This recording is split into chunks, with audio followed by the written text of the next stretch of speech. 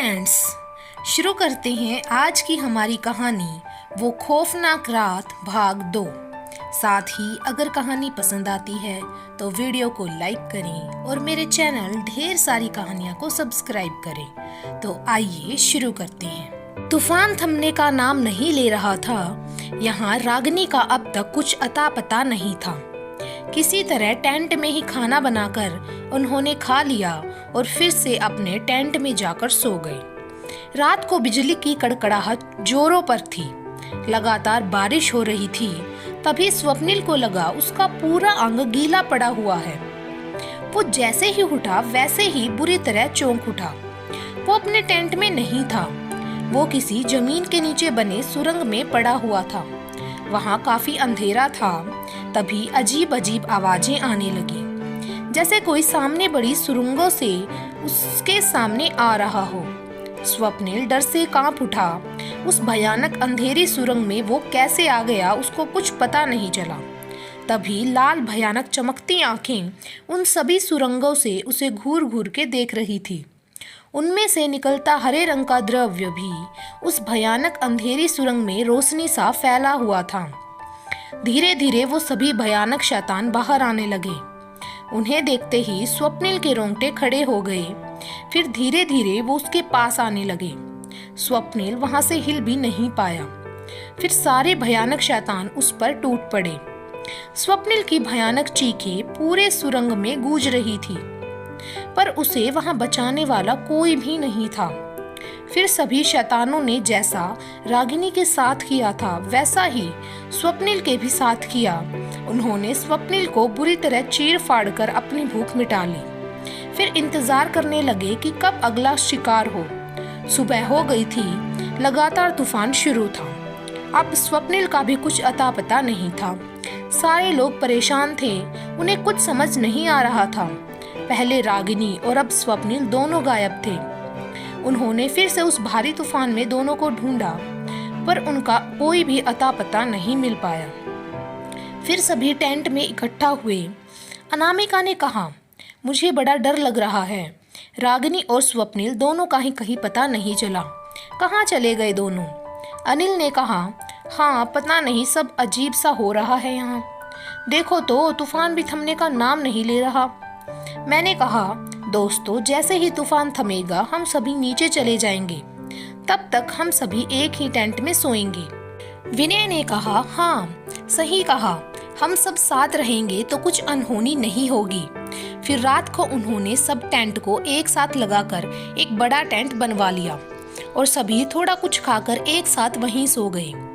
आधी रात के समय जोरों से बिजलियां कड़क रही थी। विनय को नींद नहीं आ रही थी तो वो उठ के बैठ गया। बाकी सब सो रहे थे। तभी अचानक जोरों की बिजली कड़की। उसी बिजली की रोशनी में उसे बाहर खड़े दो साएं दिखाई दिए। विनय सहम गया, पर उसे लगा शायद रागिनी और स्वप्निल आ गए हों। वो जल्दी से टेंट के बाहर निकला। उसने देखा दो साएं सामने जंगल की ओर जा रहे थे। विनय चिल्लाया, रागिनी, स्वप्निल, पर वो साएं पीछे नहीं मुड़े। विनय उनके पीछे पीछे जाने लगा। तभी अनामिका की नींद टूटी। उसने देखा विनय टेंट में नहीं था। उसने शशिकांत यानी मुझे और अनिल को जगाया। देखो, विनय यहाँ नहीं है। हम सभी टेंट के बाहर निकले। हमने देखा थोड़ी दूर विनय जंगल के अंदर जा रहा था। हम सभी उसके पीछे पीछे भागने लगे। वो जंगल में काफी अंदर तक चला गया था। वो दोनों साएं अभी भी विनय के आगे थे और विनय उनके पीछे जा रहा था। हम सभी जंगल के अंदर काफी अंदर तक चले आए थे। तभी विनय के आगे चलते साएं अचानक रुक गए।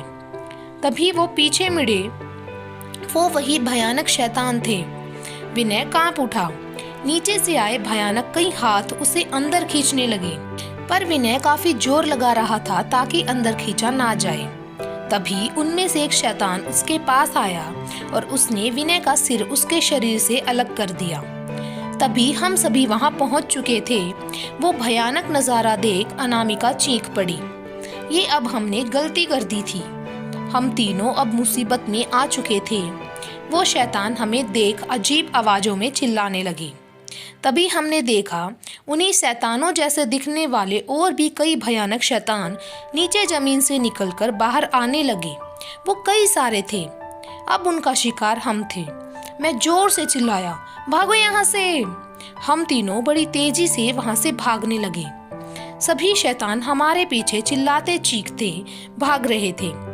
मैंने देखा जैसे जैसे हम भाग रहे हैं वैसे वैसे कई शैतान जमीनों से निकलते जा रहे थे। अब हमारे बचने का कोई रास्ता नहीं था। हम अपनी पूरी ताकत लगाकर भाग रहे थे। हमें नहीं पता था हम कहाँ जाए, बस अपनी जान बचाकर दौड़ रहे थे। तभी अनिल ने कहा, देखो वो सामने एक गुफा है, उसमें चलो। हम सभी तेजी से उस अंधेरी गुफा में घुस गए, पर फिर भी हम बचने वाले नहीं थे। पर ये क्या, सारे शैतान उस गुफा के बाहर ही ठहर गए। कोई भी अंदर नहीं आ पा रहा था, जैसे कोई शक्ति उन्हें अंदर आने से रोक रही हो। तभी मैंने देखा उस गुफा के अंदर लकड़ियों से बना दरवाजा भी था। मैंने उसे धक्का मार उसे अंदर से बंद कर दिया। हम तीनों काफी डर से कांप उठे थे। तभी हम सब ने अपने मोबाइल की टॉर्चेस जलाई। हालांकि मोबाइल में नेटवर्क अभी भी नहीं था। हमने देखा वो गुफा तो थी, पर वहां एक मूर्ति भी रखी हुई थी। वो मूर्ति चांदी की बनी हुई थी। उसकी आंखें किसी लाल धातु से बनाई हुई थी। उसके सर पर पीतल से बने सींग भी थे। हमें नहीं पता वो किस चीज की मूर्ति थी, पर उस गुफा ने हमें बाहर के शैतानों से बचाया था। हमने देखा वहां कुछ मशाले भी लटकाई हुई थी। अनिल के पास लाइटर था, उसने सारी मशाले जलाई। पूरी गुफा अब रोशनी से भरी हुई थी। हमने देखा पूरी गुफा के पत्थरों पर अजीब अजीब से चित्र बनाए गए थे, शायद उन शैतानों जैसे। उन चित्रों के साथ कुछ लिखा हुआ भी था, पर वो कौन सी भाषा थी हम समझ नहीं सकते थे। हम तीनों वहां एक जगह बैठ गए। अनामिका ने रोते हुए कहा, वो क्या था? तुमने देखा ना कैसे उन शैतानों ने विनय को मार दिया?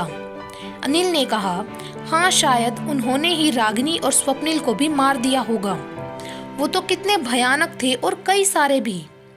मैंने कहा, हाँ हमने यहाँ आकर शायद गलती कर दी। वो शैतान चाहते क्या हैं? तुम दोनों डरो मत, हमें कोई रास्ता खोजना होगा। इस गुफा को अच्छे तरीके से जांचो, शायद कोई रास्ता मिल जाए। अनिल ने कहा, हाँ सामने तो वो सारे शैतान हैं, हमें यहीं गुफा से कोई रास्ता खोजना होगा। जल्द से जल्द इस पहाड़ी से निकलना होगा। अनामिका, हाँ नहीं तो हम भी नहीं बचेंगे। मैंने कहा, चलो सारी गुफा को चेक करो। तीनों उस गुफा में रास्ता खोजने में लग गए। कई देर तक उन्होंने प्रयास किया, पर गुफा चारों ओर से बंद थी। वो तीनों थक गए थे। तभी अनामिका उठी और उस मूर्ति के सामने जाकर बैठ गई। फिर कहने लगी, हम नहीं जानते आप क्या हैं, पर वो शैतान यहाँ अंदर आ नहीं पाए। हमें रास्ता दिखाएं, हमें बचाइए। तभी उसने उस मूर्ति के पैरों को छुआ। तभी उस मूर्ति के पैर ऊपर की ओर उठने लगे। तीनों ये देख हैरान हो गए। मूर्ति पूरी ऊपर की ओर उठ चुकी थी। तीनों ने देखा नीचे छोटी गुफा खुल गई थी। नीचे जाने के लिए सीढ़ियां भी बनी हुई थी। तीनों ने एक दूसरे को देखा और इशारे में नीचे चलो का संकेत दिया। फिर वो तीनों धीरे धीरे उन सीढ़ियों से नीचे जाने लगे। आगे क्या होगा? क्या उन्हें कोई रास्ता मिलेगा? क्या शैतान उन्हें ढूंढ लेंगे? आगे की पूरी कहानी जानने के लिए फॉलो और सब्सक्राइब करें मेरे चैनल ढेर सारी कहानियां पे। बाकी की कहानी आपको मिलेगी भाग नंबर 3 में। तब तक के लिए हमसे जुड़े रहें और प्यार बनाए रखें। धन्यवाद।